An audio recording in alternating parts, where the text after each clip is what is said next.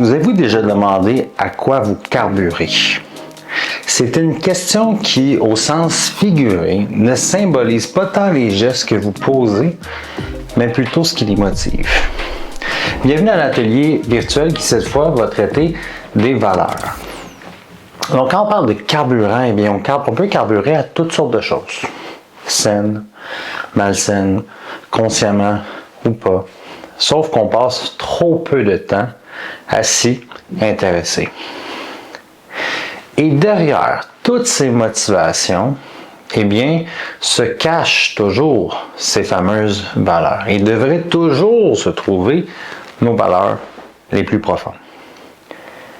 Mais malheureusement, trop fréquemment, s'y mêlent des émotions désagréables, comme la colère, des pensées limitantes, des ordres auxquels on obéit, comme « tu dois être parfait », des sentiments néfastes, comme cette fameuse culpabilité-là qui, par exemple, peut devenir un moteur de changement puissant. Parce que la culpabilité nous pousse à agir, mais elle nous pousse aussi à compenser, à racheter ce que nous avons choisi de percevoir comme étant des erreurs ou des fautes. Mais ce type de carburant-là, bien qu'il puisse nous faire avancer, nous installe ou nous épuise trop souvent, nous installe dans l'épuisement parce qu'en cours de route, ultimement, on se rend compte que ça nous laisse vider et bien évidemment insatisfait. Alors aujourd'hui, on se pose les bonnes questions. Et la première que je vous invite à vous poser en ce moment, c'est qu'est-ce qui me motive? Qu'est-ce qui fait que actuellement je visionne cette capsule-là? Est-ce que c'est une impression d'avoir négligé mon cheminement, donc la culpabilité, l'impression d'avoir brisé mes promesses, celles que j'ai faites aux autres, ou est-ce plutôt la solidarité, l'amour que vous portez pour vous-même ou pour autrui qui vous motive aujourd'hui à visionner ce que vous visionnez, le plaisir que vous ressentez à l'idée d'apprendre, bref, on va voir comment nos valeurs influencent nos choix, nos comportements et finalement notre manière d'être dans ce monde-là. On va aussi réfléchir à comment identifier ce qui résonne le plus profondément en nous. Donc, ce qui résonne le plus profondément en vous. Et on va surtout voir pourquoi c'est pertinent dans le rétablissement. Donc, les fameuses valeurs. Les valeurs, c'est un peu comme des croyances auxquelles on adhère, qui sont chargées d'émotions. Non, elles ne sont pas seulement dans la tête, elles se ressentent un petit peu, bien que ce soit très inconscient. Toutefois, c'est très conscient dans une certaine mesure, parce que, surtout quand quelque chose d'important est menacé. Par exemple, si on sent qu'on nous manque de respect ou qu'on manque de respect, qu'on fait preuve d'injustice ou qu'on vit une injustice, eh bien, on réagit fort ou on ressent fortement. Mais à l'inverse, quand on agit en concordance avec nos valeurs, quand on se sent aligné, eh bien, on est épanoui, on est vivant, on a une paix d'esprit.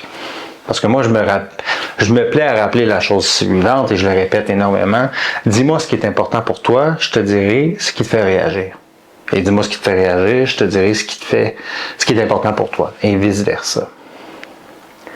Donc, les valeurs touchent à ce qu'on juge désirable, appréciable, souhaitable dans notre vie. Ça peut être par exemple la liberté, la sécurité, la bienveillance, la réussite. Donc, peu importe de quoi il s'agit, ce sont ce qu'on pourrait qualifier d'idéaux qui orientent nos décisions, même dans les plus petits gestes au quotidien. Même dans le simple fait de visionner une capsule sur Internet. Et elle ne s'applique pas qu'à une seule situation. Elle transcende tous les contextes, toutes les sphères de vie. Mais comme je vais vous le rappeler souvent, c'est juste qu'on s'y attarde pas. Et ce qui est bien, c'est qu'elles n'ont pas besoin d'être basées sur des résultats, ces valeurs-là.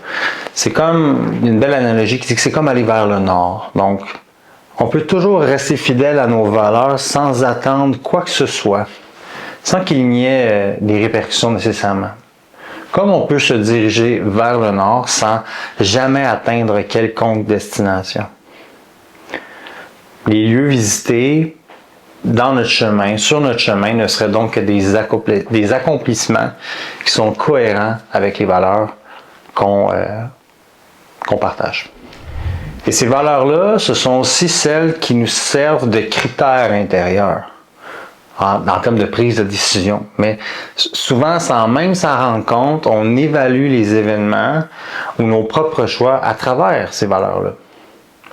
On se demande, consciemment ou pas, est-ce que ça correspond à ce qui compte pour moi? Est-ce que ça correspond à ce qui me tient à cœur, à ce que j'ai envie de faire ou envie d'incarner? Donc, c'est comme un filtre intérieur qui va influencer notre jugement de ce qui est bon, juste, ou au contraire, qu'on qualifie inacceptable. Mais c'est toujours à nos yeux. À nos yeux, pas ceux des autres.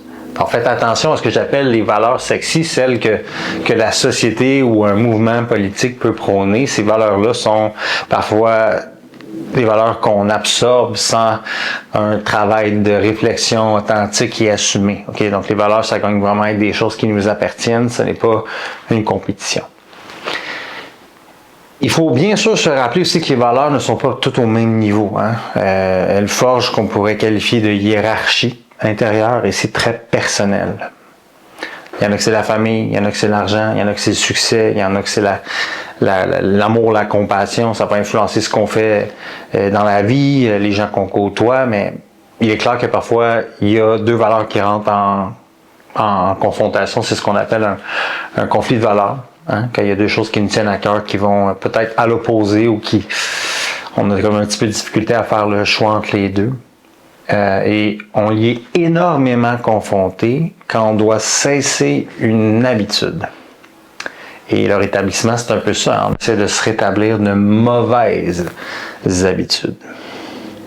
Je vous donne un exemple.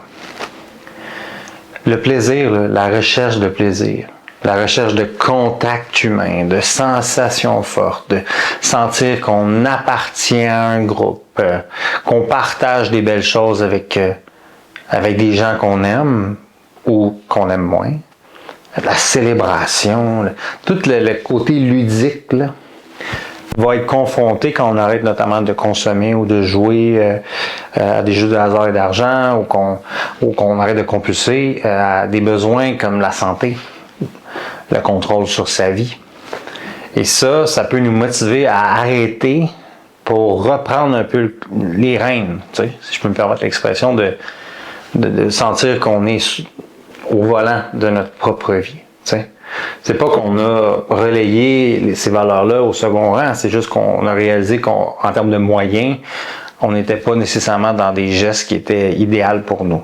Donc, c'est comme un jeu d'équilibre qui oriente nos actions. C'est ce qui fait qu'à la fin de la journée, c'est ce qui fait qu'on priorise des funérailles à la game de baseball. Ça se fait pas ou ça va de soi. Eh bien, tout ça est régi par nos valeurs. Donc, pourquoi on fait les choix qu'on fait? Pourquoi on choisit de se rétablir? Pourquoi on choisit de venir à l'unité non rémi? Pourquoi on choisit au lieu de sortir dans un bar le mardi soir, on se claque un atelier virtuel sur YouTube? Ben, ça tombe pas du ciel. Là, okay? On n'a pas pigé à l'âge de 4 ans des valeurs dans une boîte de corn pops. Là. Elles ont été façonnées par notre histoire, notre éducation, notre culture, notre manière qu'on a été élevé, nos parents, notre âge, même l'endroit où on est né, l'endroit où on vit. T'sais. On valorise pas les mêmes choses à 20 ans qu'on valorise à 40 ans, puis on valorise pas les mêmes choses à Montréal qu'on valorise à Saint-Pétersbourg ou en Afrique parce que les choses sont différentes. Donc, ni ici qu'à l'autre bout du monde, les choses sont les mêmes. Il y a des valeurs qui sont un petit peu plus universelles, mais il y a tout ça qui rend le tout personnalisé. T'sais. Donc, je vous disais tantôt qu'elle provenait parfois de nos amis, de nos parents, de notre éducation. Donc, on n'a pas le choix ou on a intérêt parce que ça fait plus de sens. On a intérêt à s'assurer de les revisiter de temps à autre, à les amener à faire un petit peu peau neuve, parce que ce qu'on peut appeler des introjections, ce sont des choses qui nous ont été transmises, qu'on tend à obéir à de façon consciente ou pas. Donc, de temps en temps, c'est pertinent, je dirais, de faire un remix. Moi, j'aime bien dire de revoir le classeur, okay? de faire du tri dans ces papiers-là. Mais en dépit de où elles proviennent, leur rôle, je pense qu'il est clair, il est essentiel. Ces valeurs-là forment une ligne directrice. Okay? Elles motivent nos choix, donnent du sens à nos efforts, à nos actions, puis elles renforcent ce qui nous fait du bien, tout simplement. Tu sais. Je veux dire, ils sont là pour une raison, puis si on les met de côté, ben on se prive d'une information cruciale. Parce qu'elles agissent un peu comme moi qui aime les images, comme un GPS interne qui nous indique où aller pour vivre en cohérence avec nous-mêmes en nous disant hey, si tu vas là, tu vas bien te sentir parce que c'est comme ça que tu as choisi de voir la vie, puis c'est clair au fond de toi que c'est ça que tu veux, que c'est où tu as envie d'aller. T'sais. Versus si je suis dans mon véhicule puis quelqu'un rentre puis met une adresse manuelle en disant c'est là que tu t'en vas, sans m'expliquer pourquoi. Ben, ça se peut que je sois pas autant motivé à partir et à aller dans cette direction-là. Là. C'est juste logique. Parce que je ne verrai pas un sens précis. Je vais avoir cette impression-là d'avoir été privé de ma liberté de choix, de me sentir contraint. À l'opposé de hey, c'est clair pour moi où je m'en vais, la raison et la direction, tout ça vient de moi, ben c'est ça les valeurs. Il faut juste faire attention que ce ne soit pas celle des autres qu'on s'est contenté d'absorber. Et il existe plusieurs grandes familles de valeurs. Il y en a qui sont tournées vers la réussite, la performance, d'autres la solidarité, la compassion, la tradition, le plaisir, on l'a vu tantôt. Et ce n'est pas une compétition. Je vous l'ai dit, là, il n'y en a pas de mauvaises ou de bonnes valeurs. Okay? Il y en a qui sont socialement moins bien accueillis. Okay? C'est pas moi qui vais vous juger pour ça. Mais c'est ça qui forge un peu la hiérarchie. Okay? On a toutes sortes de choses qui peuvent même aller en opposition. Et ce qu'on vit, nos expériences, nos traumatismes, va venir avoir un impact sur ces valeurs-là. Supposons que je vis une injustice, bien, ça se peut que le pouvoir devienne un peu moins important pour moi. Donc, ce qu'on a vécu, les souvenirs que ça forge, tout ça vient avoir un rôle, un impact. Okay? C'est comme ça qu'on évolue. L'être humain évolue, change, s'ajuste. C'est juste qu'on ne prend pas assez souvent le temps de s'arrêter pour en prendre conscience. Il y a une voie qui est cruciale que je veux explorer avec vous aujourd'hui, c'est que les valeurs influencent surtout notre motivation. Des fois, on fait les choses pour les autres, pour faire plaisir, mais il est clair que si les valeurs sont au premier rang, ben, elles vont rendre certains buts plus attirants que d'autres parce qu'elles vont se traduire en croyances, en normes et ensuite en attitudes. Elles vont imprégner notre façon de penser, de percevoir et d'agir. Au-delà des obligations, des j'ai pas le choix, des ultimatums, des recommandations du juge, etc., etc. Donc, elles peuvent contribuer au développement d'une motivation qu'on appelle intrinsèque. Okay? Oui, on peut avoir des motivations extrinsèques, sauver de l'argent, plaire à sa femme, maintenir des liens, mais toujours est-il que ça ne provient que de nous et ça n'implique que nous. Et c'est ce qui est le plus fort et c'est démontré. Sauf que, il faut se rappeler que l'être humain n'est pas toujours cohérent. Je ne suis pas cohérent. Ma cousine n'est pas toujours cohérente. Votre tante n'est pas toujours cohérente. Vous n'êtes pas toujours cohérent. Il y a souvent un clash entre nos valeurs et la façon dont on les met en place dans la réalité. Donc, en gros, les bottines ne suivent pas les babines, mais c'est même pas tant les babines, c'est tout ce qui a été forgé à l'intérieur de nous. C'est ce qu'on appelle la dissonance. C'est la même chose que des notes de piano qui sonnent de manière très peu harmonieuse ensemble. Okay? On a tout quelqu'un dans la famille qui joue du piano à Noël puis ça sonne du croche, ou qui chante. Hein? Comme un chanteur qui fausse. C'est de la dissonance. Et qu'est-ce que l'être humain fait le plus souvent pour y remédier? Eh bien, on souhaite qu'il s'ajuste, mais on tend souvent à se justifier. Donc, ça peut prendre la forme. Mais avant que j'aille vers sur quelle forme que ça prend, c'est une fois qu'on a ciblé là, ce qui est important pour nous, puis qu'on réalise que notre comportement va à l'encontre de ça, eh bien, on a de la difficulté à le supporter, ce déséquilibre-là. C'est pour ça qu'on se justifie. Et en termes de forme, comme je vous disais, on se sent mal de poursuivre notre comportement, ce qui veut dire qu'on va mettre en place des stratégies pour gérer ça. C'est le fameux « je me sens mal » qui ne veut pas dire grand-chose. À la fin de la journée, pour tolérer ça, on doit adopter des stratégies, comme la rationalisation, par exemple la banalisation, s'octroyer des privilèges, j'ai le droit, une utilisation stratégique de « je suis pas parfait », trouver des raisons qui sont logiques, rejeter la faute sur l'autre, bref, se déresponsabiliser. C'est notre manière de soulager le malaise.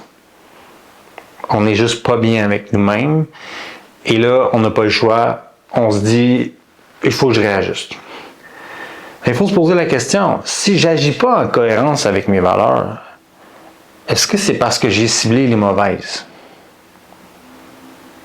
Ou suis-je simplement trop habitué à ne pas respecter mes engagements ni à me responsabiliser?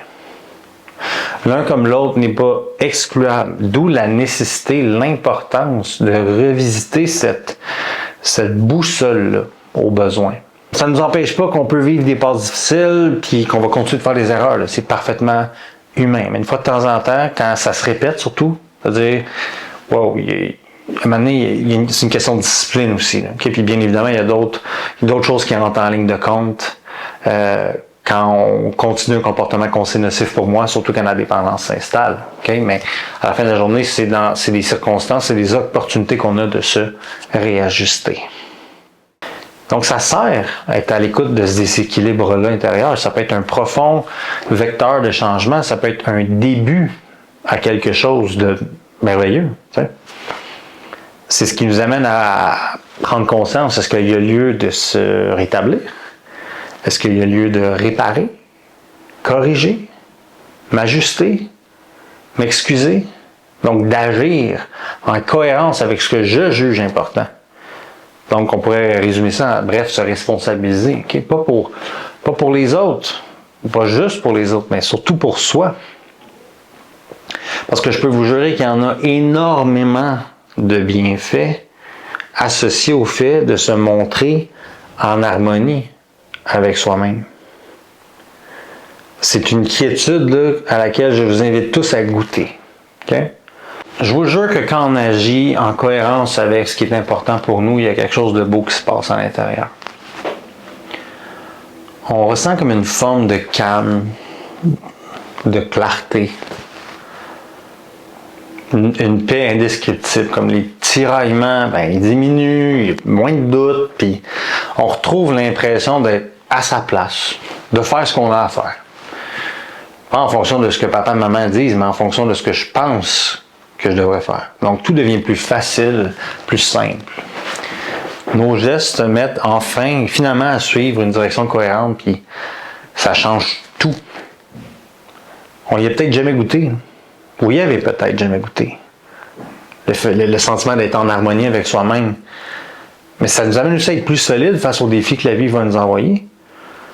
Pourquoi? Parce qu'on devient moins vulnérable au regard des autres, à leur opinion qui diverge des nôtres. Moins dépendant de la validation extérieure. Parce qu'on sait pourquoi on fait ce qu'on fait. Ça nous appartient à 100%. Pas à personne d'autre. On peut être fragile à l'idée que les gens désapprouvent, mais on se ressent toujours vers soi. Pas de façon égoïste. C'est juste qu'on se ressent vers sa cohérence intérieure qui donne du sens à nos choix, même les plus petits. Sur le plan émotionnel, les répercussions favorables, on peut se sentir beaucoup plus apaisé. Je vous parlais de quiétude d'esprit. Moins en réactivité, toujours en réaction face aux autres. Donc, les émotions deviennent des signaux qu'on écoute parce qu'on se dit « Hey, ça veut dire qu'il y a des harmonies à l'intérieur. Je ne suis pas en train de les fuir et de les subir. » Puis ça peut rejaillir positivement sur nos relations. On communique plus clairement, on sait ce qui est le plus important pour nous, on pose des limites parce qu'on sent, puis on se sent pas mal déposé surtout. On agit avec plus de bienveillance parce que on a commencé à agir avec plus de bienveillance et de cohérence envers nous-mêmes aussi. On n'est plus en train de se débattre à l'intérieur de soi. C'est clair que si je me bats avec moi-même, c'est clair que je vais commencer à me battre avec les autres, pas au sens de avec les points, mais il va y avoir plus de conflits parce que j'ai trop de conflits à l'intérieur de moi. Donc, il y a une forme de tranquillité qui s'installe, celle de savoir qu'on se respecte, qu'on avance selon nos principes. Pas toujours, mais la majorité du temps. Si on résume, je pense qu'on a un petit peu exploré rapidement ce qui nous fait avancer, ce qui nous inspire, mais aussi ce qui nous épuise parfois. Mais il y a une chose que j'aimerais que vous reteniez. S'il y a une chose que vous retenez ce soir, c'est peut-être celle-là, okay, que je vous invite à retenir, c'est que nos valeurs sont vraiment comme une boussole intérieure. Qu'elles ne nous disent pas toujours où on est, mais elles nous rappellent continuellement où on a envie d'aller. Okay? Oui, parfois on va se perdre en chemin. Okay? Puis on va surtout s'arrêter pour remplir notre réservoir de carburant, de culpabilité, de peur ou de choses un petit peu plus malsaines, des il faut qu'on traîne depuis longtemps parce qu'on est habitué d'arrêter. Puis de mettre ce carburant-là. Mais l'important, c'est de se rappeler qu'on peut toujours changer de station-service. On peut toujours changer de carburant. On peut se dire, moi aujourd'hui, la valeur que j'ai envie qui guide mes actions, c'est le respect, c'est l'amour de soi, etc., etc. Donc revenir à quelque chose de plus sain, de plus aligné, de plus vrai. Okay? Puis connectez avec ça. Prenez un instant pour vous dire, hey, je me vois là, agir en cohérence avec mes valeurs, mais plus en cohérence avec ma peur ou avec ma culpabilité, t'sais, avec ce qui compte vraiment pour moi. Le calme, la solidité intérieure que ça va vous apporter. Je suis convaincu qu'à la maison actuellement, il y a des belles choses qui montent. Le sentiment-là d'être à sa place, de vivre selon ses valeurs, il n'y a pas de prix à ça. T'sais, c'est pas un état qui est permanent, qui est parfait, mais c'est comme un réajustement constant qu'on fait. Okay? Comme quand on ajuste notre guitare avant de performer. On sait les bienfaits liés à ça. Donc, on peut continuellement se réajuster en disant je commence à comprendre comment ça sonne à l'intérieur de moi, quand est-ce que ça sonne bien. T'sais. Puis prenez le temps, que ce soit cette semaine ou dans les prochains jours, d'observer vos gestes. Puis c'est la première étape, c'est de se demander ce que je fais en ce moment. Est-ce que ça correspond à ce qui me tient le plus à cœur? Si la réponse est non, mais demandez-vous qu'est-ce qui fait que je continue? Est-ce que c'est la peur? Est-ce que c'est la culpabilité? Etc., etc. Mais de se poser la question, de se demander est-ce que ce que je suis en train d'accomplir au moment où je l'accomplis, c'est basé sur des choses que j'estime importantes. T'sais. Et souvenez-vous que vos valeurs ne sont pas présentes pour vous restreindre. T'sais, elles ne sont pas là pour vous dire quoi faire. Okay? C'est un choix conscient qui gagne à ne venir que de nous. Elles sont là pour nous libérer. Okay? Libérer d'autrui, de leur regard, la culpabilité qu'on peut ressentir par rapport à leur insatisfaction ou surtout des automatismes dans lesquels on a été plongé puis qu'on est habitué de faire. Les valeurs sont là pour nous rappeler qui on est et pourquoi on fait ce qu'on fait. Alors, je vous dis à bientôt, à la prochaine pour un autre atelier virtuel. N'hésitez pas à partager, à commenter et à envoyer à vos amis à qui ça pourrait faire beaucoup de bien. Et sur ce, je vous dis ciao bye!